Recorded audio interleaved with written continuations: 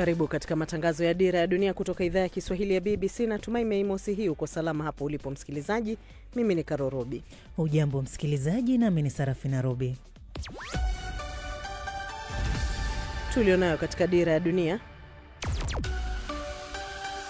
Vyombo vya habari vya Iran vinaripoti kuwa Iran imewasilisha mapendekezo yake kwa Pakistan kwa ajili ya mazungumzo na Marekani. Bei ya mbolea imepanda kwa 80% tangu kuanza kwa vita vya Iran, huku wazalishaji wakubwa wa mbolea wakionya kuwa familia nyingi zitakumbwa na uhaba wa chakula. Serikali ya Jamhuri ya Kidemokrasia ya Kongo imefurahishwa na uamuzi wa Marekani wa kumwekea vikwazo rais wa zamani Joseph Kabila kwa tuhuma za kuhusishwa na kundi la waasi la M23. Joseph Kabila anakuwa na mali ambayo hatujui kwanza mahali aliitosha, alafu analeta vita kali ndani ya nchi yetu. Mimi kama mumama, mimi nafurahia ile sanction yenyewe mnapatia Kabila juu ile kusema watu wanatatizwa juu ni kupitia yeye. Na kwenye mjadala hii leo tunaangazia siku ya wafanyakazi inayoadhimishwa kila Mei Mosi. Siku hii ni siku muhimu sana kwa sisi wafanyakazi, kwa sababu nakumbuka ile historia iliyopita kwamba kulikuwa na wafanyakazi wenzetu waliokuwa wanapambania haki na maslahi waliokufa, ndio maana hii siku imekuja. Lakini pia sisi kama Tanzania tunaitumia siku hii kama siku muhimu sana kwetu kwa kutuunganisha wafanyakazi wote. Viwanjani, Crystal Palace yapiga hatua ya kuelekea fainali ya kombe la Europa Conference. Sikiliza makala ya spoti hapo baadaye. Jina langu ni Ive Buchana.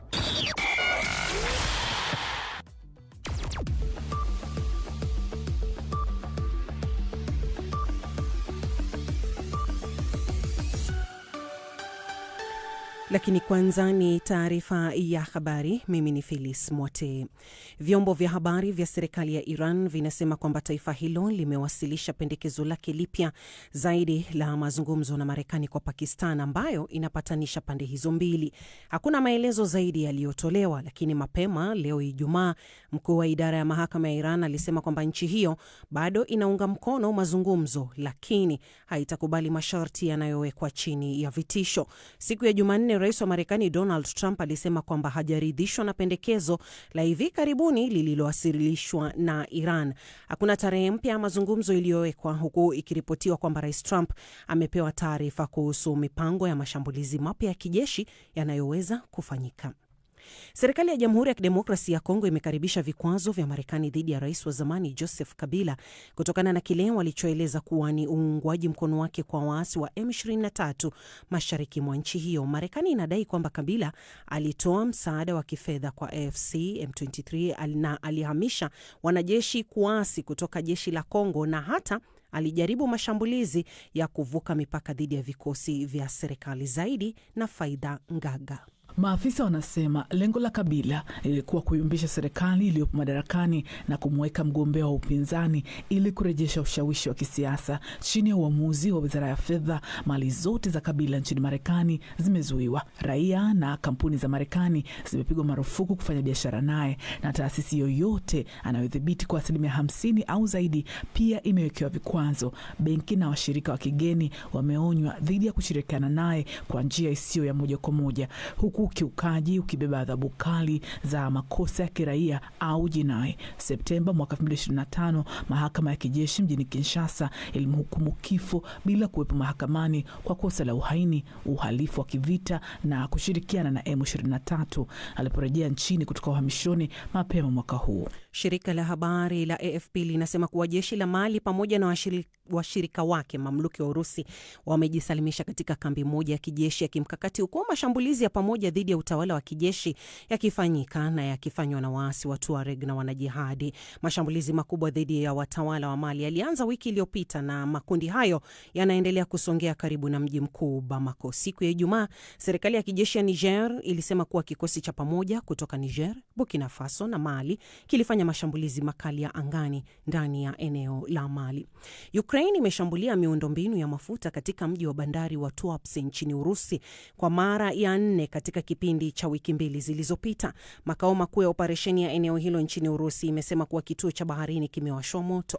Maafisa wa eneo hilo wanasema karibu wahudumu 800 wa dharura wametumwa huko Tuapse kukabiliana na moto na kusafisha uchafuzi wa mazingira ambao umeenea sana. Aidha, Ukraine inasema kwamba Urusi ilituma zaidi zaidi ya ndege zisizo na rubani 200 katika maeneo mbalimbali ya nchi hiyo, huku mwanamume mmoja akiuawa alipokuwa akiendesha baiskeli yake huko Kherson. Mwanamume mmoja amefikishwa mahakamani akikabiliwa na shtaka la kujaribu kuua baada ya wanaume wawili Wayahudi kuchomwa kisu kaskazini mwa London siku ya Jumatano. Peter Mwangangi na maelezo zaidi. Mtu huyo mwenye umri wa miaka 45 ameshtakiwa kwa makosa mawili ya kujaribu kuua na shtaka moja la kupatikana na kifaa chenye ncha kali katika eneo la umma kuhusiana na tukio hilo la Jumatano. Pia ameshtakiwa kwa jaribio la mauaji kuhusiana na tukio tofauti katika mtaa wa Great Dover huko Southwark mapema siku hiyo hiyo. Siku ya Alhamisi, kiwango cha tishio la ugaidi nchini Uingereza kilipandishwa kufuatia shambulio la kisu dhidi ya wanaume wawili wa Kiyahudi. Serikali inasema kuwa kupandishwa kwa kiwango cha tishio hakukutokana tu na shambulio la Golders Green, bali pia kumechochewa na ongezeko la vitisho vya kijihadi na vya mrengo mkali wa kulia. Wanaharakati wote isipokuwa wawili waliokuwa wamekamatwa na majeshi ya Israel baada ya msafara wao uliokuwa ukielekea Gaza kuzuiwa wameachiliwa huru nchini Ugiriki. Hapo jana wanaharakati 175 waliokuwa ndani ya boti 22 zilizokuwa zimebeba misaada kuelekea eneo la Gaza walikamatwa karibu na kisiwa cha Krete. Waandaji wa msafara huo wa flotila walilaani hatua hiyo wakiuita uharamia, wakisema kwamba wanachama wao walikamatwa kinyume cha sheria na walikamatwa zaidi ya kilomita 900 kutoka Gaza katika eneo la maji ya kimataifa. Wizara ya mambo ya kigeni ya Israel kwa upande wake iliuita msafara huo kuwa mbinu ya kujipatia umaarufu tu. Hii ni BBC. Shukran sana Felis Mote kwa taarifa ya habari za dunia. Matangazo ya Dira ya Dunia yanasikika kupitia FM redio ya shirika mbalimbali. Nchini Tanzania ni Radio 1, Classic FM na Radio 5. Nchini Kenya ni Pamoja FM, County FM na Mwenedu FM. Uganda kuna Radio Kitara, Radio Paidha na Radio Kitara. Na DRC ni Radio Muungano Beni na Lizadil Radio. Yapo pia kwenye tovuti yetu, Facebook na YouTube, BBC News Swahili. Jioni hii uko nami Sarafina Robi na mwenzangu ni Karo Robi. Karibu Karo. Asante Sarafina. Msikilizaji, tunaanza na mzozo wa Mashariki ya Kati ambako vyombo vya habari vya Iran vinaripoti kuwa Iran imewasilisha mapendekezo yake kwa Pakistan kwa ajili ya mazungumzo na Marekani. Maelezo zaidi kuhusu mapendekezo hayo hayajatolewa, ila mapema hii leo idara ya mahakama ya Iran ilisema nchi hiyo iko tayari kwa mazungumzo, lakini haitokubali kuwekwa masharti yanayotolewa na vitisho. Haya yanajiri huku muda unaohitajika kisheria kwa Rais Donald Trump kupata idhini ya bunge la Marekani kuendelea na vita dhidi ya Iran ukiyoyoma. Nastia Mohamed na maelezo zaidi. I remind you, and my generation understands how long we were in Iraq. Waziri wa ulinzi wa Marekani Pete Hegseth amesema kuwa Rais Donald Trump halazimiki kwa vyovyote kufuata sheria za mamlaka ya vita, yani War Powers Resolution, kwa sababu makubaliano ya kusitisha mapigano yaliyofikiwa na Iran yamesitishwa kwa muda. Hata hivyo, Iran imesema kuwa Marekani inavyozidi kuendelea kuzuia bandari zake ni ukiukaji wa makubaliano ya kusitisha mapigano. Waziri huyo wa ulinzi amesisitiza kuwa muda wa mwisho kwa utawala wa Rais Trump kutafuta idhini kutoka kwa bunge kuhusu vita vya Marekani na Israeli dhidi ya Iran umesimamishwa kwa sasa. Hegseth alikuwa akijibu maswali kutoka kwa wajumbe wa bunge la Seneti siku ya Alhamisi. Ijumaa hii itakuwa siku ya 60 tangu Rais Donald Trump alipoarifu rasmi bunge la Marekani kuhusu mashambulizi dhidi ya Iran mnamo tarehe 2 mwezi Machi. Sheria ya Marekani inamtaka rais kusitisha matumizi yoyote ya vikosi vya kijeshi vya Marekani ndani ya siku 60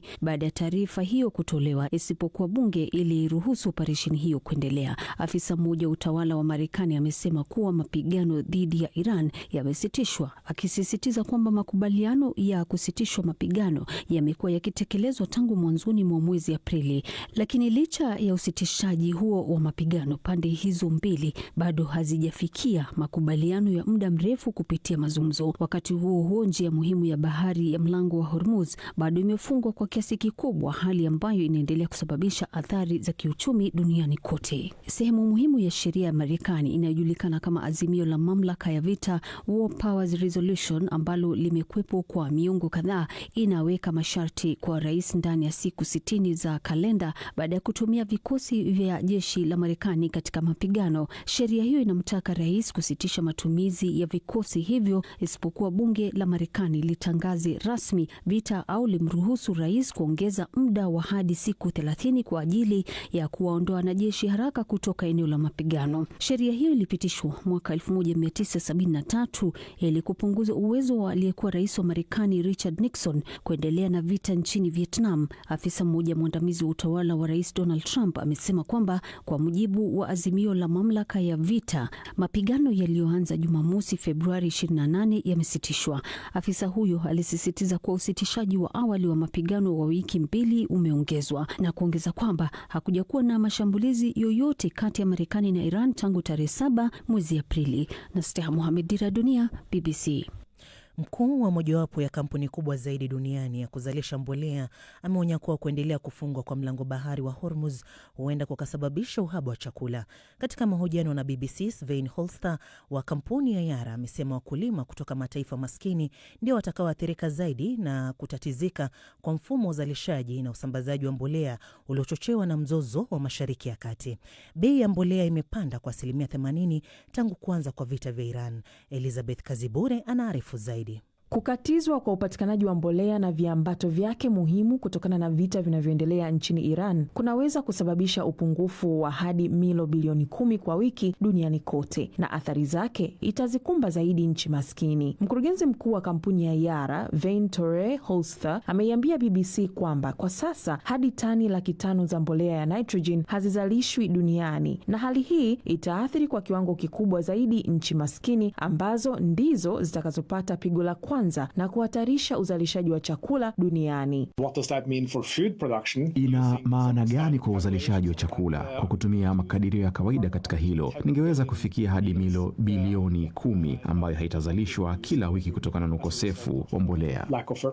Misimu ya upandaji wa mazao hutofautiana katika sehemu mbalimbali za dunia. Pamoja na hayo, Uingereza haiwezi kukumbwa na uhaba wa chakula. Gharama zinazoongezeka zinazowakabili wazalishaji wa chakula zinatarajiwa kuanza kujitokeza katika baadhi ya bidhaa. Zaidi ya hayo, huu ndio msimu wa kilele wa upandaji, ili hali barani Asia wakulima ndio wanaanza shughuli hizo. Nchi zilizo katika hali dhaifu zaidi kiuchumi ndizo zitakazoathirika kwa kiwango kikubwa. Baadhi ya maeneo hayo ni kusini mwa jangwa la Sahara, India, pamoja na baadhi ya sehemu za Asia ya kusini mashariki. Hapa tunazungumzia usalama wa chakula, si tu kupanda kwa bei ya mbolea. Tunazungumzia uwezo wa kuzalisha chakula cha kutosha kulisha idadi ya watu. Kwa mujibu wa wachambuzi wa masuala ya kiuchumi, athari za upungufu wa mbolea barani Asia hazitaonekana mara moja katika bei za chakula hadi mwishoni mwa mwaka, wakati ambapo mavuno yaliyopaswa kupandwa katika msimu wa masika yatakapokuwa madogo kuliko ilivyotarajiwa au kutopatikana kabisa. Profesa Paul Teng, mshiriki mwandamizi katika masuala ya usalama wa chakula nchini Singapore, amesema kuwa baadhi ya nchi huenda zikawa na mbolea ya kutosha kwa msimu wa upandaji kwa sasa, lakini ikiwa mgogoro huu utaendelea kwa muda mrefu zaidi, tutashuhudia athari kwa mazao kama vile mpunga katika miezi ijayo. Kauli za Profesa Paul zinaungwa mkono na Katibu Mkuu wa Umoja wa Mataifa Antonio Guterres, ambaye ameweka bayana hatari inayotukabili kuhusiana na kufungwa kwa mlango wa bahari wa Hormuz. I'm deeply concerned about the curtailment of navigational rights and freedoms in the area of the Strait of Hormuz. Nina wasiwasi mkubwa kuhusu kupunguzwa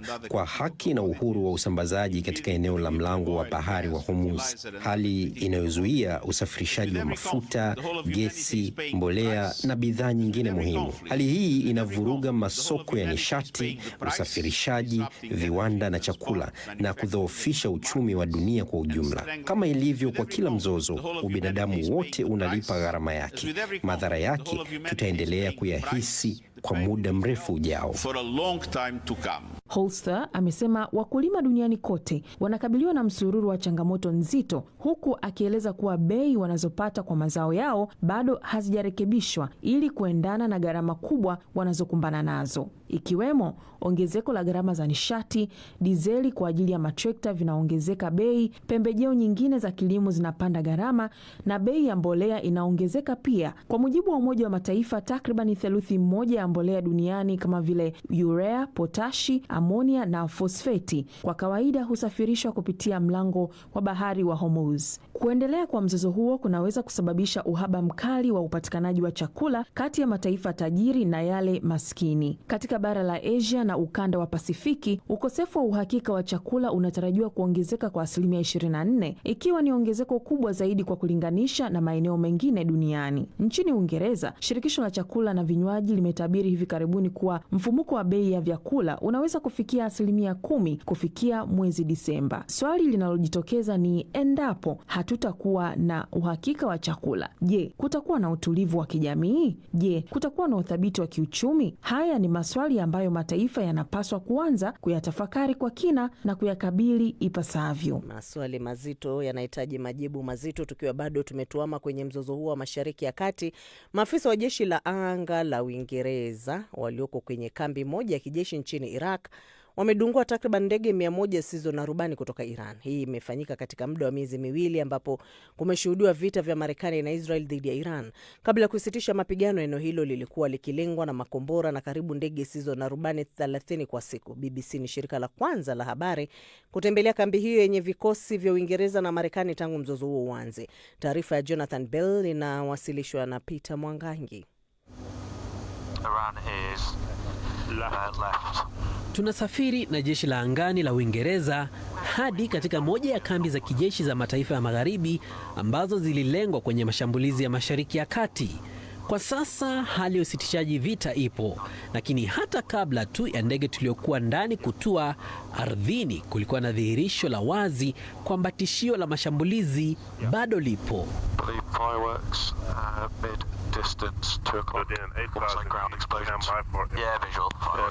Ndege isiyokuwa na rubani imeonekana punde tu kukashuhudiwa milipuko.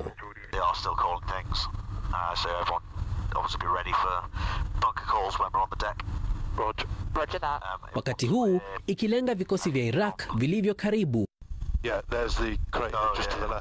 Lakini kabla ya makubaliano ya kusitisha vita, kambi hii ilikuwa ikishambuliwa mara kwa mara. Vikosi vya Uingereza na Marekani bado vimechukua tahadhari ya hali ya juu. Haturuhusiwi kusema kambi hiyo iko wapi isipokuwa Iraq, lakini katika kilele cha mzozo walikuwa wakilengwa mara 28 kwa siku. Na hapa ndipo walipotumia muda wao mwingi, mahandaki yaliyodhabiti.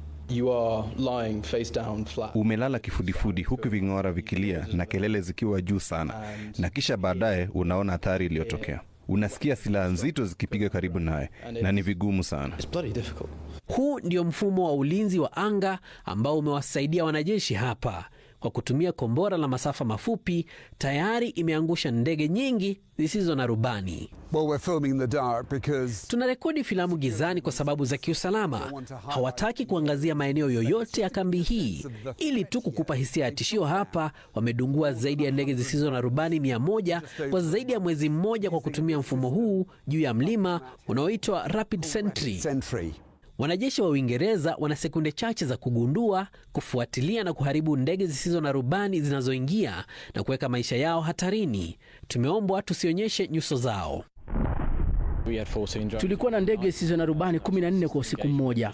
Huo ulikuwa mkakati wa mara kwa mara wa kuingia, kuweka kombora kwenye bomba na kulenga tena. Lakini kwa ile kasi, hata wakati wa mchana unapotarajia zishambulie usiku, bado ni kubwa. Je, umewahi kulenga maeneo ya karibu? Ndiyo, kadhaa. Unaweza kutuambia chochote kuhusu hili? Siwezi kukufafanulia kwa undani, lakini tumekuwa na makabiliano kiasi. Marekani na Wamarekani wamekutana na mashambulizi hayo pia. Ziara hii fupi iliwezekana kwa sababu ya kusitishwa kwa vita. Imekuwa fursa kwa mkuu wa jeshi la angani la Uingereza na waziri wa ulinzi kutoa sifa zao na kupinga madai ya Rais Trump kwamba Uingereza imekuwa ikikosa kushiriki. Tumesaidia kuwaondoa Wamarekani katika hatari. Tumesaidia kuwalinda na wao wamesaidia kutulinda. Hii ni mwelekeo wa kujilinda kwa mtazamo wetu. Tutabaki katika hali hii ya kujilinda, lakini uhusiano ni imara. Marekani na Uingereza walikuwa wakifanya kazi pamoja hapa muda mrefu kabla ya vita hivi kuanza. lakini dhamira yao kuu imekuwa kupambana na kundi la ISIS, ila bado haijulikani wazi kama hawako hatarini. Na sasa tuelekee nchini DRC ambapo serikali ya Jamhuri ya Kidemokrasia ya Kongo imekaribisha vikwazo vya Marekani dhidi ya rais wa zamani Joseph Kabila kutokana na kile walichoelezea kuwa anaunga mkono waasi wa M23 mashariki mwa nchi hiyo. DRC ilisema vikwazo hivyo vina uwezo wa kupunguza uwezo wa kusanyaji wa fedha, mzunguko wa silaha na msaada wa vifaa ambao unaweza kuchochea na kuendeleza vita. Marekani inadai Kabila alitoa msaada wa kifedha kwa AFC, alihamasisha wanajeshi kuasi kutoka jeshi la Kongo na hata alijaribu mashambulizi ya kuvuka mipaka dhidi ya vikosi vya serikali. Chini ya uamuzi wa Wizara ya Fedha, mali zote za Kabila nchini Marekani zimezuiwa. Baadhi ya raia wa DRC wanatoa maoni yao. Joseph Kabila anakuwa na mali ambayo hatujui kwanza mahali aliitosha, alafu analeta vita kali ndani ya nchi yetu. Ndio maana Marekani ichukue hayo mali. Vraiment naunga mkono wa watu hao. Mimi hivi vikwazo sivifurahie. Juu banabisemaka kila siku, tulishachoka navyo. Babiache na pale juu habia tuleteaka usalama. Kwa upande wangu mimi nakubaliana ni hivi vikwazo, kwani tumeteseka siku nyingi. Wenda saa moja vitatuletea amani. Mimi kama mumama, mimi nafurahia ile sanction yenyewe mnapatia Kabila. Juu ile kusema watu wanatatizwa, juu ni kupitia yeye. Angetumikaka mzuri, kumbe hatuko mwa ile hali leo. Marekani ingekamata tu ile mali ya Joseph Kabila, sababu ile mali ndio yenyewe natutesa leo. Kama wanaikamata inaweza kuwa vizuri. Kuhusu Joseph Kabila, hiyo inapasha kuwa mfano kwa wengine ili wapate akili. China imeziondolea nchi zote za Afrika kodi isipokuwa Eswatini ambayo ina mahusiano ya kidiplomasia na Taiwan ambao China inaichukulia kama sehemu ya himaya yake. China ambayo tayari ilikuwa na sera ya kuziondolea kodi nchi 33 za Afrika zinazoingiza bidhaa nchini humo, sasa inakuwa nchi ya kwanza yenye nguvu zaidi kiuchumi kuziondolea ushuru karibu nchi zote za Afrika, kama anavyoarifu Phyllis Mwati.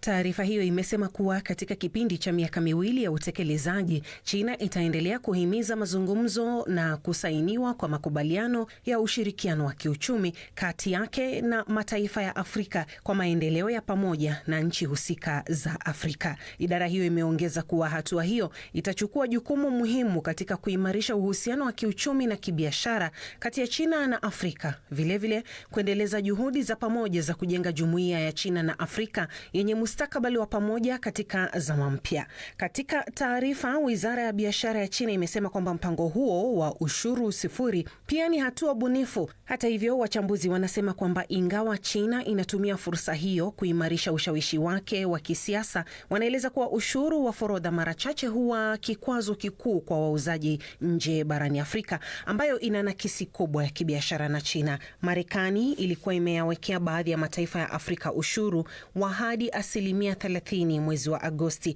ingawa nyingi sasa zinatozwa ushuru wa 10% baada ya mahakama ya juu ya Marekani kubatilisha ushuru huo. Wadadisi vilevile wanasema kwamba hatua ya China ya kutotoza ushuru inaweza kuongeza mauzo ya bidhaa za kilimo kutoka Afrika, jambo ambalo litasaidia kuongeza kipato cha vijijini, kuboresha uzalishaji wa kilimo na hata kupunguza njaa na umaskini. Wachambuzi wanaamini kuwa kuachwa kwa taifa la Eswatini ni hatua ya kisiasa ambayo ina athari ndogo kiuchumi. Taifa hilo lisilo na bandari kusini mwa Afrika ni miongoni mwa nchi 12 pekee zilizo na uhusiano wa kidiplomasia na Taiwan, ambayo China inaiona kama eneo lao. Mwezi uliopita, kiongozi wa Taiwan, Lai Ching-te, alilazimika kufuta safari yake kwenda Eswatini baada ya nchi nyingine 3 za Afrika, Seychelles, Mauritius na Madagascar, kuzuia ndege yake kupita juu ya anga zao. Taiwan imezishtumu kwa kufanya hivyo chini ya shinikizo kubwa na kulazimishwa kiuchumi na China.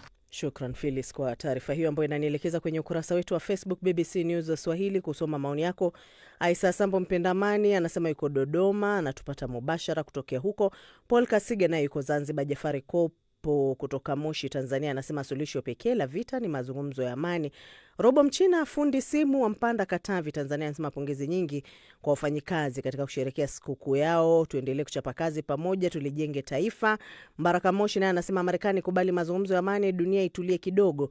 Naye Lamek Mkushi, baba Alvin, anasema yuko pamoja kwenye matangazo haya ya leo jioni. Asante pia Humphrey Masi wa Singida, Tanzania, unasema unatupata ukiwa kule Arusha Road, Singida, Tanzania. Na vile ni kushukuru Henry Kideula, William Kitengai, Fikiri Dario Gakala na Sali Bunzali Sali. Lakini pia ni kuelekeze kwenye ukurasa wetu wa YouTube, ambapo pia unaweza kuyasikiliza matangazo haya moja kwa moja kupitia YouTube BBC News Swahili. Lakini vile kwenye tovuti yetu, mbali na kwamba unaweza kuyategea sikio matangazo haya moja kwa moja hapo, lakini pia kuna taarifa kemkem, ubalozi wa Iran watumia vipi mtandao wa X kama silaha wakati wa vita. Lakini pia kuna taarifa kuhusu China yafuta ushuru kwa mataifa yote ya Afrika isipokuwa taifa hili. Ni taarifa umetoka tu kuisikia hapo Phyllis akielezea, lakini ukitaka kuisoma kwa utuo zaidi hapo baadaye unaweza kutembelea tovuti yetu bbcnewsswahili.com kwa taarifa hiyo. Lakini kuna siku ya wafanyikazi duniani ilianza vipi hii Mei Mosi? Kama wewe ni mpenzi wa spoti, tetesi za soka Ulaya, Dela parejea kwenye rada ya Everton, huku Sala akimezewa mate na Uturuki, ni miongoni mwa hizo ambazo utazipata hapo kwenye bbcnewsswahili.com. Na kama nilivyokueleza pia ni kwamba mbali na kuyasikiliza kwenye ukurasa wetu wa Facebook na YouTube, lakini pia unaweza kuyategea sikio kupitia redio wa shirika mbalimbali. Usikose pia kutembelea mitandao yetu ya kijamii X na vile TikTok. Lakini kwa sasa ni kuelekeza kwake Ive Bucha na kupasha habari za michezo, au sivyo?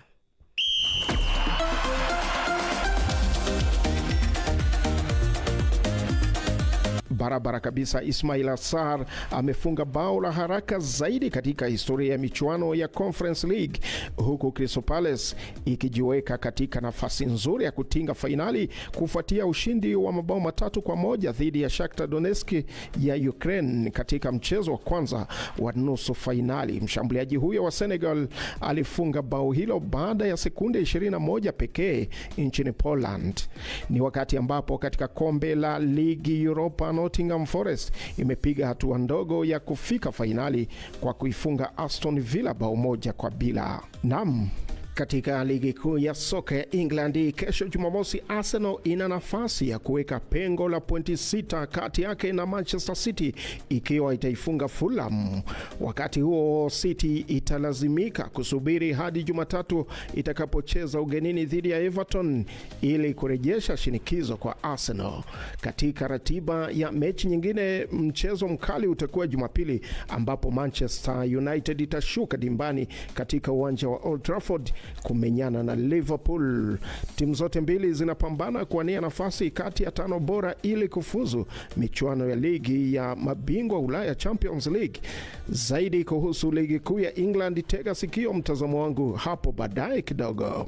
Ni wakati ambapo kiungo wa Manchester United Kobbie Mainoo amesaini mkataba mpya mpaka mwaka 2031, hatua inayomaliza miezi kadhaa ya kutokuwepo kwa uhakika kuhusu mustakabali wake. Mchezaji huyo wa kimataifa wa England mwenye umri wa miaka 21 alikuwa amekubali mkataba wake uliopita muda mfupi kabla ya kupata nafasi katika kikosi cha kwanza mwaka 2023. Mkataba huo ulitarajiwa kuisha mwaka 2027, ingawa kulikuwa na kipengele cha kuongeza kwa mwaka mmoja zaidi. Mainoo ambaye ni zao la akademia la United alijikuta kikosa nafasi chini ya kocha aliyepita wa United Ruben Amorim, jambo lililomfanya kushinikiza kuondoka kwa mkopo kwenda klabu ya Napoli nchini Italia wakati wa dirisha la usajili la Januari. Hata hivyo, United walikataa ombi hilo na kumfanya Mainoo aelewe kuwa klabu inamthamini na ilitaka abaki ili kupigania nafasi yake. Tangu kuondoka kwa Amorim mnamo Januari, Mainoo amebadilisha mfumo na kuanza katika mechi 11 kati ya 12 za ligi kuu chini ya kocha wa muda Michael Carrick, akikosa mechi moja tu, kipigo cha 2-1 dhidi ya Leeds United kutokana na jeraha. Kwa upande mwingine, Liverpool inatarajia Mohamed Salah kurejea uwanjani baada ya kuumia kabla ya msimu kumalizika. Ni kufuatia kulazimika kutolewa nje katika mchezo dhidi ya Crystal Palace siku ya Jumamosi. Kulikuwa na wasiwasi kwamba mshambuliaji huyo mwenye umri wa miaka 33 huenda kawa amecheza mchezo wake wa mwisho klabuni hapo alipotoka nje katika kipindi cha pili kwa kile kilichohisiwa kuwa ni tatizo la misuli ya paja. Ingewezekana kuwa mwisho wa kusikitisha kwa Salah, ambaye alitangaza mwezi uliopita kuwa ataondoka baada ya kipindi cha miaka 9 cha mafanikio makubwa pale Anfield, ambapo amefunga mabao 257 katika michezo 435.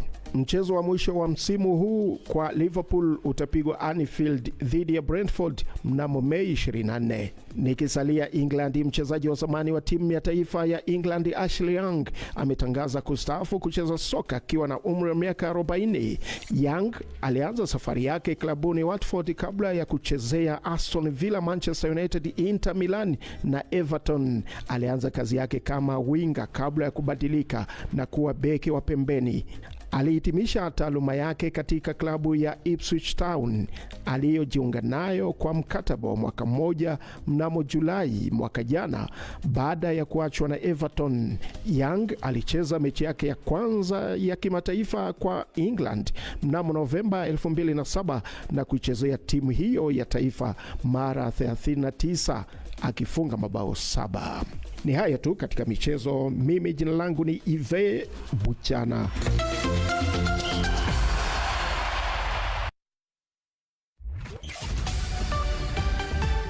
Za idhaa ya Kiswahili ya BBC. Taarifa kuu leo hii, vyombo vya habari vya Iran vinaripoti kuwa Iran imewasilisha mapendekezo yake kwa Pakistan kwa ajili ya mazungumzo na Marekani. Bei ya mbolea imepanda kwa 80% tangu kuanza kwa vita vya Iran, huku wazalishaji wakubwa wa mbolea wakionya kuwa familia nyingi zitakumbwa na uhaba wa chakula. Serikali ya Jamhuri ya Kidemokrasia ya Kongo imefurahishwa na uamuzi wa Marekani ya kumwekea vikwazo rais wa zamani Joseph Kabila kwa tuhuma za kuhusishwa na kundi la waasi la M23.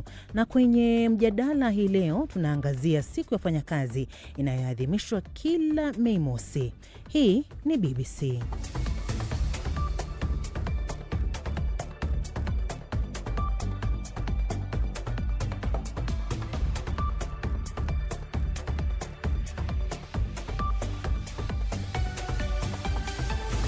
Na msikilizaji, ikiwa ndo mwanzo unajiunga nasi, unaendelea kusikiza idhaa Kiswahili ya BBC ukiwa nami Sarafina Rubi na mwenzangu Karorobi tukiwa jijini Nairobi.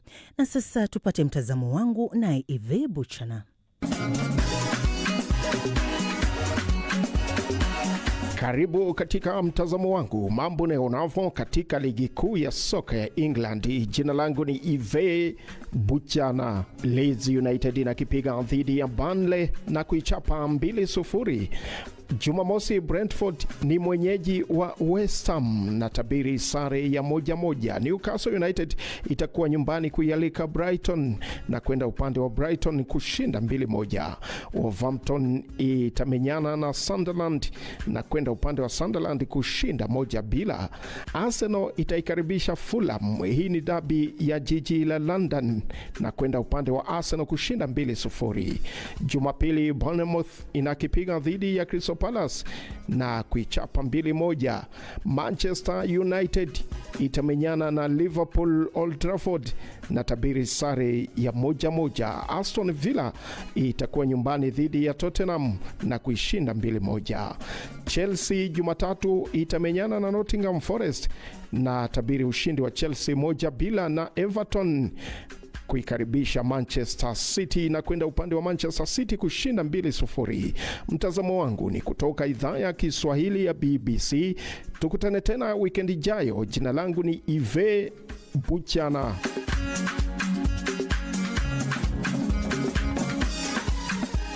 Karata yako sijui unaiweka wapi. Umesikia ubashiri huo wa Ive Buchana. Kama wewe nawe pia unaya kwako, unaweza kututumia kwenye maoni kupitia ukurasa wetu wa Facebook BBC News Swahili.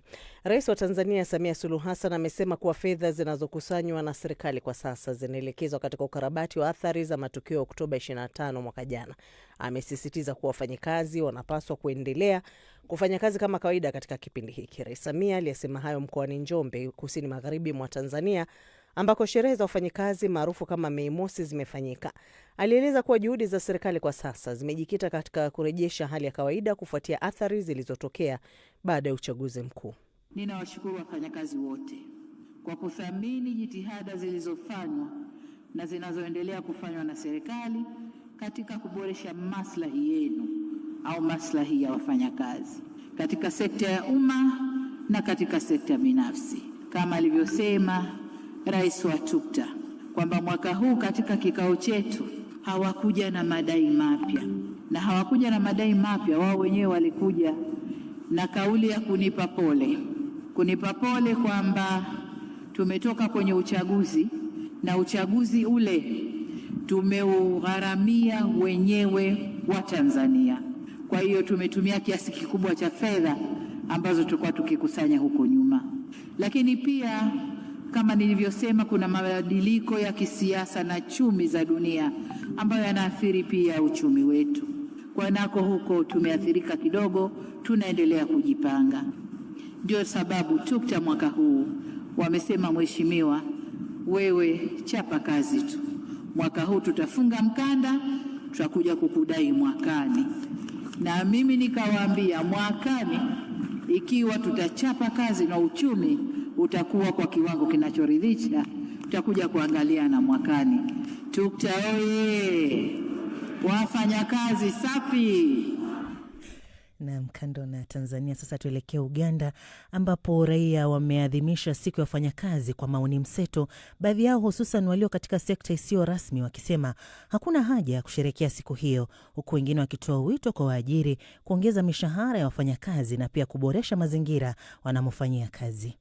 Naam, siku ya Labor Day inamaanisha ya kwamba sisi wafanyakazi leo ni siku ambao nafaa sisi tupumzike na tuone nini nafanyikana dunia mzima kuhusu wafanyakazi. Lakini naona leo uko kazini. Nini kimefanya wewe uje kazini? Naam, leo niko kazini ya haki kwa sauri maisha sio rahisi. Maisha ni magumu sana. Sasa kukaa nyumbani leo, sauri ni siku ya wafanyakazi, siwezi kupata pesa. Sasa nikaamua wacha nikuje nizunguka hapa nione kama naweza pata 2,500 hivi ninunue baadaye jioni ili nitaweza peleka kwa familia. Nini kinachopaswa kufanyiwa ili kuboresha maisha ya wafanyakazi na kuwainua? Sasa kama kwetu hapa nchi Uganda tuna shida ya kwamba kila mtu anaamua atalipa mfanyakazi pesa kiasi gani, kama wale ambao wanafanya kazi na serikali na kampani zingine. Sasa sisi kama wanafanya kazi tunaomba ile serikali ikae chini ione ati nafaa wafanyakazi wapate pesa kiasi fulani. Sana Abdurrahman Doka. Labor Day Uganda watu waipatii kama siku ya wafanyakazi kwa sababu hawana furaha katika roho zao. Sasa wanaichukua tu kama siku ya kawaida, kwa sababu watu wengi wanafanya kazi ya kawaida, wanajifanyia, wote ni wa businessmen wengi zaidi na mtu unamshtukia na anakuambia leo ni Labor Day, anashtuka, hata anajua ni Ijumaa tu kama kawaida. Ile wale wanafanya kwa government ndio wana recognize Labor Day. Sasa inafaa watu wafahamishwe Labor Day. Naitwa Fatma Abdurrahman. Mwaka uliopita angalau kidogo, lakini mwaka huu sikuona vile wanasherekea. Kila mtu namuuliza mbona usherekea, na kwambia yuko mwanya. Lazima kila Labor Day wafanyakazi wa kampuni na wa serikali waongezwe mshahara.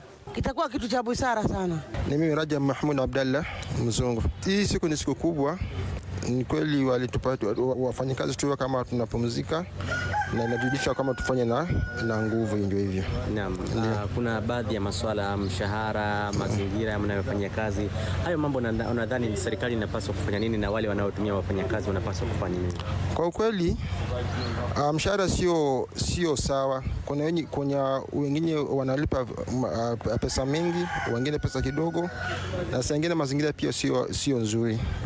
Na kwa hivyo tunaomba serikali yetu iwe makini, mshahara ya wafanyakazi iwe sawa, mtu awe kama anafanya kazi alipo vizuri.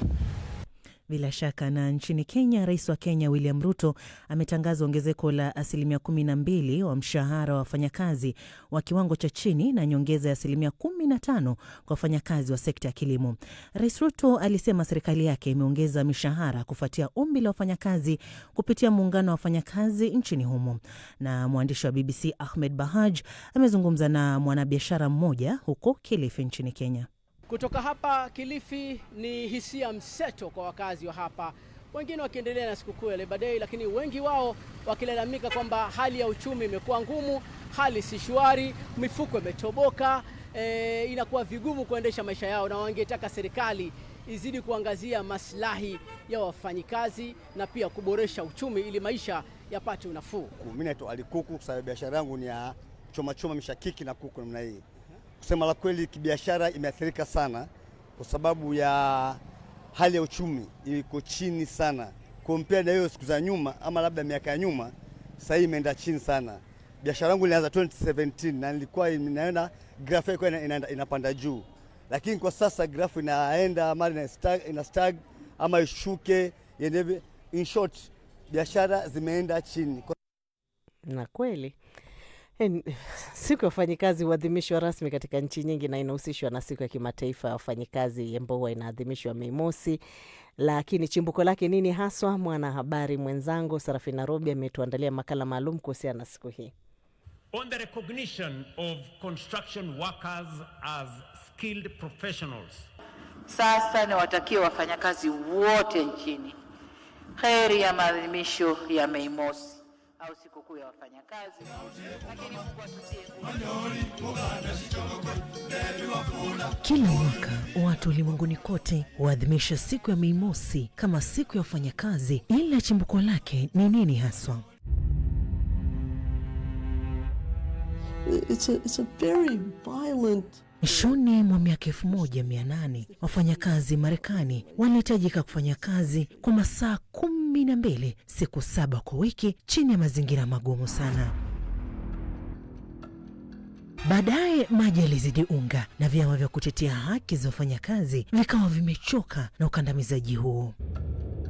Siku ya kwanza kabisa ya kimataifa ya wafanyakazi iliadhimishwa tarehe mosi mwezi Mei mwaka 1889. Yote haya yalianza mwishoni mwa karne ya 19 wakati wafanyakazi 400,000 kote Marekani walipanga maandamano au mgomo wa amani eneo la Chicago tarehe 1 mwezi Mei mwaka 1886.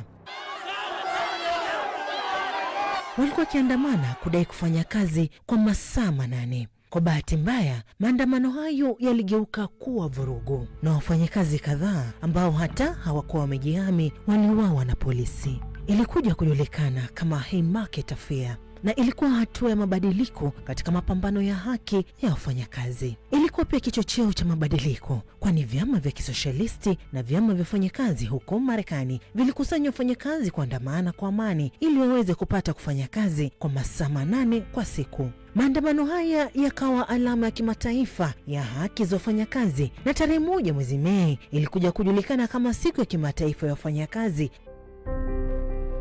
Matokeo ya maandamano haya ilikuwa yenye tija, kwani yalikuja kuonekana wakati wafanyakazi wa umma nchini Marekani hatimaye walipata saa 8 kwa siku za kazi kama haki ya kisheria mwaka 1892. Ulikuwa ushindi mkubwa kwa vuguvugu la wafanyakazi. Siku ya kimataifa ya wafanyakazi huadhimishwa duniani kote ili kutambua, kutathmini bidii na mchango wa wafanyakazi. Pia ni njia ya kukumbusha kila mtu kuhusu haki za wafanyakazi na kutendewa haki mahali pa kazi. Vyama vya wafanyakazi kote ulimwenguni hutumia siku ya Mei Mosi kuongeza ufahamu kuhusu masuala muhimu yanayowakabili mahali pa kazi, kudai mishahara ya haki na kuwasilisha hoja za kuboresha maisha ya wafanyakazi. Hata leo, miaka mingi baada ya mapambano ya kihistoria ya wafanyakazi mnamo mwaka 1886, bado kuna ukosefu wa usawa kati ya wafanyakazi katika tasnia na nchi mbalimbali. Sasa utakuwa unajiuliza binafsi, utaisherehekea vipi siku hii? Zipo njia nyingi tu. Kwa mfano, mshukuru mfanyakazi au wafanyakazi wako. Siku hii ya Mei Mosi, onyesha shukrani kwa wafanyakazi wako, wazazi, marafiki au hata unayemjua ambaye anafanya kazi kwa bidii, kama vile mwalimu wako, muuguzi na hata wakunga. Saidia biashara za ndani au za karibu. Siku hii ya kimataifa ya wafanyakazi, nunua kwenye maduka yaliyo karibu na wewe au ule migahawa inayomilikiwa na watu wa karibu katika jamii yako. Kuwa mfanyakazi wa kujitolea katika sehemu yoyote. Unaweza kusaidia katika maeneo ya kutoa misaada au hata katika shirika lisilo la faida ili kurudisha mkono kwa jamii yako, kwani kutoa podo sio lazima iwe kwa njia ya hela. Tazama filamu ya siku ya wafanyakazi, filamu kuhusiana na siku hii inayoadhimisha wafanyakazi au vyama vya wafanyakazi, na kuitazama na marafiki au pia familia yako. Sarafina Robi, Dira ya Dunia, BBC. Bila shaka msikilizaji, sasa kwa kuangazia siku hii ya umuhimu wake, mwenzangu Halima Nyanza amezungumza na Eric Odur, katibu mkuu wa chama kinachowakilisha wanahabari nchini Kenya, KUJ, pamoja na katibu mkuu wa shirikisho la vyama la wafanyakazi Tanzania, TUKTA, Henry Mkunda. Je, siku hii inaleta mabadiliko yoyote kwa wafanyakazi?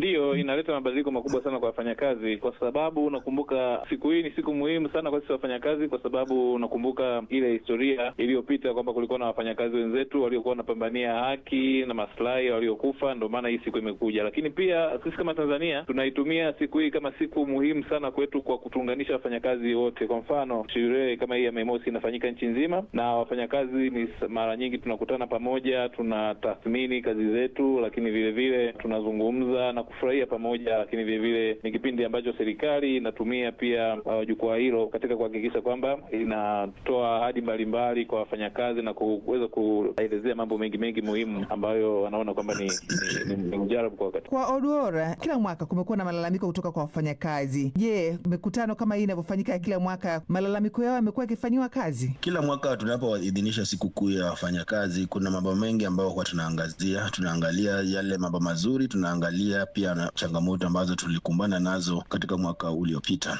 Nafasi ngapi za kazi zilibuniwa, wafanyakazi masuala yao kama yaliangaliwa, nyongeza za mishahara, na pia ndio tunaangalia pia inflation ilikuwa ni ngapi. Alafu baada ya hayo tunaangalia licha hayo yote ni matatizo gani ambazo wafanyakazi walikumbana nazo. Alafu sasa tunatarajia kwamba serikali itaweza kuwekelea maanani hayo vile watakazo atatua changamoto ambazo wafanyakazi wanapitia. Kwa hivyo ni siku muhimu sana, kwa sababu tunaangalia ile hatua tumepiga, na tunaangalia ni mambo gani yatakayofanywa ili tuweze kutatua zile shida na matatizo ambazo wafanyakazi wanakumbana nazo. Kwenye changamoto hapo kwa sasa hivi kuna kiwango kikubwa cha watu wasio na ajira. Sasa katika kipindi kama hiki cha maadhimisho ya siku ya wafanyakazi, hili tunapambana nalo vipi? Kama hapa Kenya tunaona kwamba labda wiki moja kabla siku hiyo tunakuwa na mazungumzo kati ya vyama vya wafanyakazi na serikali, ambapo tunaangalia hayo changamoto, alafu serikali inaweza kutuambia ni mpango gani ambazo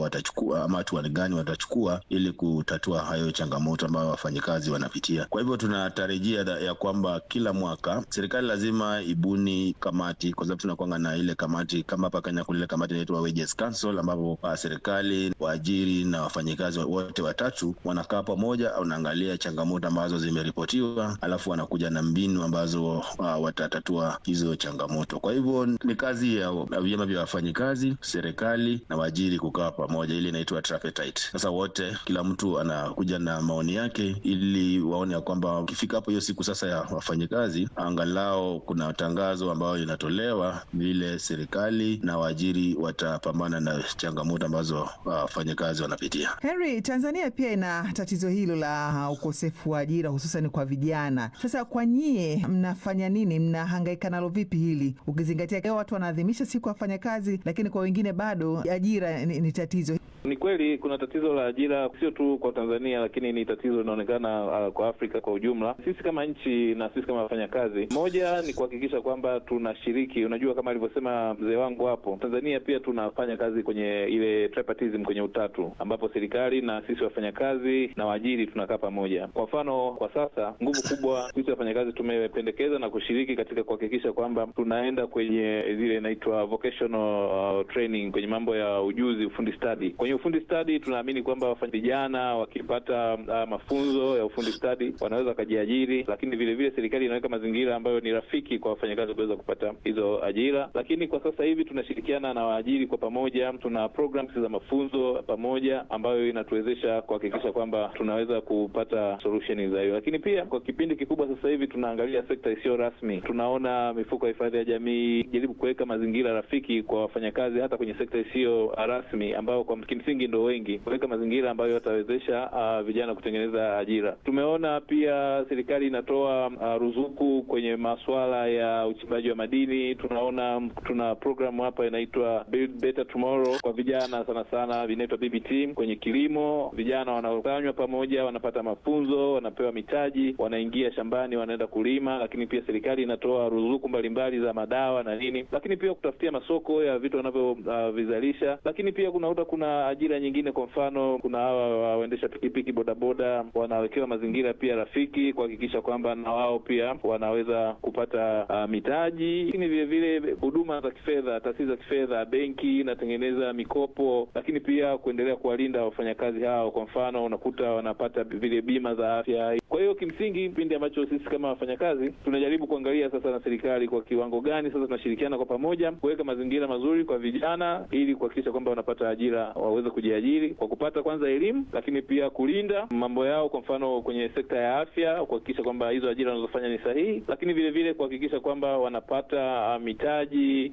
kupitia mifumo mbalimbali ambayo serikali imeiweka. Kwa hiyo tunadhani kwa kufanya hivyo sisi kama wafanyakazi wetu wanapata ajira, na kwa kweli wanaendelea kuchangia kwenye pato lao binafsi na familia zao. Nikirudi kwa Oduor, kauli mbiu ya mwaka huu, siku ya wafanyakazi duniani, imeangazia pia masuala ya afya, masuala ya usalama kazini, mazingira salama, kuondokana na msongo wa mawazo kazini. Yote hayo yameangaliwa. Kwa nini hiyo kauli mbiu imezingatiwa kwa sasa? Hii ni kwa sababu utafiti unaonyesha kwamba wafanyikazi wanapata stress wakiwa kazini, ambayo inaleta shida katika akili, ambapo imekuwa ni shida kubwa sana katika makampuni mbalimbali duniani. Na haya yote yalipatikana kwamba yanasababishwa na mazingira yasiyokuwa bora, ambapo wafanyikazi wanapitia changamoto mengi ambazo zinafanya wanakuwa na hizi shida zote. Ndio kwa sababu wamesema kwamba tuangalie mazingira, kuanzia ile usafi mahali mtu anafanyia kazi, uangalie tuwe na maji, tuwe na hewa safi, tuwe na vitu mingi ambavyo vinafanya akili inakuwa sawa. Lakini imepatikana kwamba wafanyikazi, waajiri wengi hawazingatii mazingira ambayo wafanyikazi wanafanya kazi, na hii inachangia kwa ile inaitwa mental health ya wafanyikazi. Na kwa sababu ukiangalia ile muungano wa wafanyikazi duniani linaitwa ILO, nchi nyingi zimekuwa zikienda kule kulalamika vile wafanyikazi wanafanya kazi kwa mazingira yasiyofaa, na inasababisha hii shida ya mental health. Na nchi zote duniani tuko na hii shida, na kwa sababu mwaka huu watu wanasema kwamba lazima tuangalie mazingira ambayo wafanyikazi wanafanya kazi, isiwe tu tunaangalia mishahara, kwa sababu miaka nyingi ukiangalia kama siku hii ya wafanyikazi duniani, sana sana watu waangalia malipo, lakini kuna mambo mengine ambayo pia ni ya muhimu. Ndio kwa sababu wanasema kwanza lazima pia tuangalie mazingira. Unaweza kuwa na pesa, lakini ile mazingira ambayo unafanyia kazi inasumbua akili yako. Hata kama unapata pesa, lakini akili haiko timamu. Kwenye masuala ya mishahara, Henry, wafanyakazi kutoka sekta binafsi na wale wa serikali, mara nyingi imekuwa ikisemekana kuna utofauti katika masuala mengi, ikiwemo stahiki zao na hata wakati mwingine mishahara. Hili kwa sasa lipoje? Ni kweli kwamba kunakuwa na tofauti za mishahara kwa wafanyakazi wa serikali, lakini pia na wafanyakazi wa sekta binafsi. Sisi Tanzania katika miaka mitatu iliyopita, wafanyakazi wote kwenye sekta binafsi na sekta ya umma wameongezewa mshahara almost mara mbili. Tanzania tunavyotengeneza mishahara yetu, kuna kitu kinaitwa bodi ya kima cha chini cha mishahara. Katika bodi ya kima cha chini cha mishahara hiyo tunakuwa tunafanya kwa ushirikiano kati ya serikali, tunafanya kazi na waajiri kupitia chama chao cha waajiri, lakini vile vile na sisi wafanyakazi kwa pamoja. Tunachofanya kwa mujibu wa sheria, waziri mwenye sekta husika ambaye kwa muktadha wa Tanzania ni waziri wa kazi, yeye anakuwa na jukumu la kutangaza kima cha chini cha mishahara kila baada ya miaka mitatu kwa mujibu wa sheria. Kwa hiyo kila baada ya miaka mitatu ikipita, wanafanya study, wanafanya utafiti, wanaangalia mazingira yaliyopo na gharama za maisha zilivyo, na baada ya hapo tunakaa mezani kuweza kutoa sasa tamko kuhusiana na kuhusu nyongeza kima cha chini cha mishahara. Hivi karibuni tumeshatoa kwa mara ya pili, toka mwaka juzi tulipata, lakini mwaka huu pia kuanzia Januari serikali ilitangaza kima cha chini cha mishahara mwaka jana, lakini implementation kwenye sekta ya binafsi ilianza Januari mwaka huu, ambapo kumekuwa na maboresho makubwa sana ukilinganisha na kipindi kilichokuwa kimepita. Sekta zimeongezeka. Kwa sasa hivi tuna sekta kama 16 ambazo zinatambulika katika kima cha chini cha mishahara. Lakini pia kwenye sekta ya umma pia na yenyewe serikali pia imepandisha mishahara mishahara, kima cha chini cha mishahara, kwa sababu kama Tanzania tuna bodi mbili, bodi ya kima cha chini cha mishahara ya utumishi wa umma, lakini vile vile na bodi ya kima cha chini cha mishahara cha sekta binafsi. Tunatambua kwamba sio kila mara mshahara unaweza kupanda, lakini kwa mujibu wa sheria inafanya hivyo, na tunafanya utafiti kuangalia gharama za maisha, tunaangalia mfumuko wa bei, tunaangalia gharama zote kwa ujumla, then tunaangalia pia na uzalishaji, kwa sababu mishahara ni vitu ambavyo inaangalia. Lakini issue haiangalii kima cha chini cha mishahara tu kinachotangazwa, lakini pia kuna ile mikataba ya hali bora inaitwa CBA, ambayo hiyo sasa mwajiri halazimiki kufuata tu kile kima cha chini cha mishahara ambacho kipo, lakini anaweza kuwa na utaratibu wa kuwa na kima cha chini cha mishahara ambacho anaangalia uzalishaji wake, anazalisha kiasi gani, lakini pia anakaa pia na wafanyakazi, wanakaa mezani, wanakubaliana kwamba okay, katika mazingira hayo tuweze kuongeza kiasi fulani cha mishahara. Kwa hiyo swala la mishahara linatofautiana kati ya sekta na sekta, lakini vile vile kati ya kiwango cha uzalishaji ambacho mwajiri anakuwa amezalisha kwa wakati huo ukilinganisha na mwingine. Swala la mishahara ndio liko hivyo, na katika Tanzania tunaona wizara yetu ya kazi inasimamia vizuri. Kwa mfano, ikitangaza kima cha chini cha mishahara kwamba tarehe ya kwanza ni hii, basi tangazo linatolewa, tunashirikiana na waajiri, lakini vile vile tunafanya inspection kwa waajiri kuhakikisha kwamba wana comply na hiyo order ambayo inakuwa imetolewa na serikali kuhusiana na swala zima la mishahara. Kwa kukamilisha tu mazungumzo yetu, ikiwa leo Mei Mosi wafanyakazi duniani kote wakisherekea ama wakiadhimisha siku ya wafanyakazi duniani, na katika kipindi hiki tunaona dunia inakabiliwa na changamoto nyingi ambazo zinapelekea kuwa na gharama za maisha, wafanyakazi kupata misongo ya mawazo kama tulivyosikia hapa mlivyoelezea. Ujumbe gani kwa wafanyakazi na serikali kwa ujumla? Tuanze na Odoro. Tunatoa tu wito kwa serikali, waajiri na viongozi wa wafanyakazi kuketi pamoja ili kuangalia vile watatatua zile changamoto ambazo wafanyakazi wanapitia, kwa sababu wao ndio wako na huo uwezo wa kufanya hiyo kazi, kwa sababu lazima tutakuwa na changamoto. Lazima tukae chini kama vyama, serikali na waajiri kuangalia vile tutasaidia wafanyakazi, maana wafanyakazi wanafanya kazi muhimu sana, na tunawahimiza waendelee kufanya kazi ili uchumi zetu ziendelee kukua. Mimi pia nasisitiza afya na usalama sehemu ya kazi ni jambo la muhimu sana kwa sasa hivi. Kwa mujibu wa ILO, afya na usalama kazini ni haki ya msingi kwa wafanyakazi. Kwa hiyo ni vizuri sasa tuendelee kushirikiana sote kwa pamoja kuhakikisha kwamba haki hiyo tunaipata kwa mujibu wa shirika la kazi duniani. Lakini vile vile ni watie heshima wafanyakazi wenzangu, tuendelee kushirikiana kufanya kazi na majukumu yetu kwa uaminifu kwa waajiri wetu ili waweze kufikia malengo yao, lakini mwisho wa siku na wao watulipe chetu kabla jasho halijakauka. Ni Heri Mkunda huyo, katibu mkuu wa shirikisho la vyama vya wafanyakazi nchini Tanzania, wakiwa kwenye gumzo pamoja na Eric Odor, katibu mkuu wa chama kinachowakilisha wanahabari nchini Kenya, KUJ. Kaswida ni neno la Kiarabu lenye maana ya mziki kwa Kiswahili. Kwa asili yake ni tungo zinazoghaniwa ili kumsifu Mtume Muhammad, hasa katika maadhimisho ya Maulid, lakini pia husifu mwingine kitu au jambo maalum. Kutokana na utandawazi, baadhi pia hutumia kaswida kwa kuimba nyimbo zenye ujumbe mbalimbali, ikiwemo masuala ya ndoa na mambo mengine muhimu kwa jamii. Miongoni mwao ni msanii Rahma Said almaarufu Rahma Tashtiti. Kwa nini aliamua kuimba aina hii ya muziki na hadhira yake hasa ni ipi? Amezungumza na mwenzangu Skola Kisanga. Aye mwanangu kalete pande la nazi, taja majina matatu leo naifanya kazi. Kalete pande la nazi. Haya, hebu kwanza utuambie aina hii ya muziki ambao unafanya inaitwaje? Natamani kuimba lakini sauti yenyewe ndo hii kama unavyosikia. Hizi ni kaswida, lakini ni kaswida ambazo nimetarget sana jamii, lakini pia nimetarget sana upande wa masherehe. Kwa maana watu wengi wanashindwa kuelewa ni muziki gani ambao mimi nafanya. Lakini kwa muonekano wako bado unaonekana mdogo tuseme.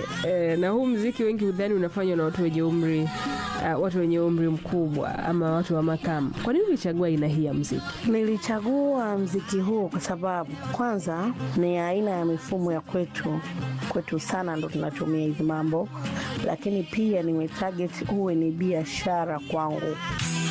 Nani hasa alikuvutia kuimba aina hii ya muziki? Kiukweli muziki huu ambao mimi naufanya ni kaswida, lakini kaswida hizi zamani hazikuwepo, ila kwa akili yangu nikawa nafikiria kwa nini wenzetu wanaweza kuingia studio wakarekodi, why sisi kaswida tunashindwa? Nashukuru Mungu, alhamdulillah, nilipofika darasa la 6 bwana Hafiz Ngozi alianza na ile jambo. Kwa hiyo mimi nikasema kitu ambacho nakifikiria hichi hapa sasa, wacha nifuate nyendo zake. Kweli sijakuwa vizuri, wakaja Ahmed Madina, nikaona kumbe inawezekana. Nashukuru Mungu alhamdulillah, na mimi nilipofikia nafasi yangu nimeweza kufanya.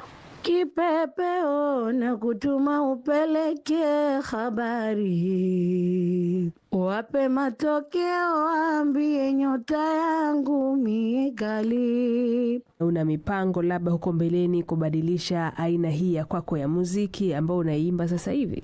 Nashukuru alhamdulillah, mbali nitafika, japo nilipotoka pia na nilipo sasa hivi ni tofauti. Siwezi kusema sitobadilisha, kwa sababu kuna muda unaona kabisa jamii inahitaji kitu fulani. Jamii itakapokuwa inahitaji vitu vya mfumo huu nitafanya, lakini nikiona mambo yamebadilika pia nitafanya. Wala usiwe muoga, ukweli kuambia. Basi kwa hali hiyo, msikilizaji, ndo mwisho wa matangazo haya kwa siku ya leo, lakini kwa juma zima nikushukuru kwa kuwa nasi, na shukrani za dhati kwa wote waliofanikisha matangazo haya. Mwenzangu Sarafina Robi, mimi ni Karo Robi, na hii ni BBC. Kwa heri.